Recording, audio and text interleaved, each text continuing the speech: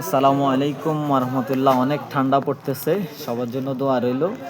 আরেকটা বিষয় হচ্ছে আসলে এগুলা কিন্তু এই যে ওষুধগুলা সাফাদিন সিরাপ বলেন আপনাদেরকে আমি দেই, হ্যাঁ, সাফাডেক্স হালুয়া, হ্যাঁ, সাফা আম্বরি ক্যাপসুল, স্টিমুলাস ক্যাপসুল, এগুলা কিন্তু পার্মানেন্ট চিকিৎসা না।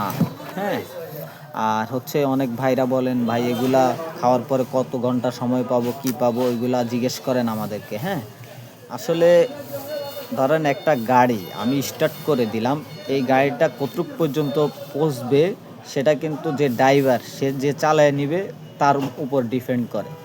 এখন আপনি চালানোর সময় যদি হুট করে আপনি 120 গিয়ারে চালান তাহলে তো আপনি ফেল মারবেন, তাই না? তো সেই ক্ষেত্রে এগুলো আস্তে ধীরে সুস্থে আস্তে আস্তে করতে হয়। যখন আপনি আস্তে ধীরে সুস্থে করবেন আপনার সময় ইনশাল্লাহ বাড়বে। হ্যাঁ, আর যারা বলে হাতি ঘোড়া বানাই দিবে, আসলে ভাই হাতি ঘোড়া হইলে তো পরে সমস্যা হবে, তাই না? একটা মানে স্বাভাবিক থেকে একটু আপনি ভালো পাবেন। হ্যাঁ, আপনি ভালো ফিডব্যাক পাবেন ইনশাল্লাহ। আর হচ্ছে ইউনানি ওষুধ, অনেকে আমাকে প্রশ্ন করেন ভাই এগুলো পার্শ্ব প্রতিক্রিয়া আছে কিনা। আসলে কোন জিনিসটার ভাই পার্শ্ব প্রতিক্রিয়া নাই? তো স্বাভাবিক বিষয়, এটা তো ওষুধ ভাই, ইউনানি ওষুধ, ঠিক আছে, গাছের ইয়ে দিয়ে তৈরি হয়, তারপরে এটাতে একটু কেমিক্যাল না দিলে কি কাজ করবে বলেন? তো সেই ক্ষেত্রে এগুলা যত কম খাইতে পারে, হ্যাঁ, যত কম খেয়ে আপনি করতে পারেন অত আপনার জন্য ভালো। ঠিক আছে, সবাই ভালো থাকবেন। আসসালামু আলাইকুম রহমতুল্লাহ।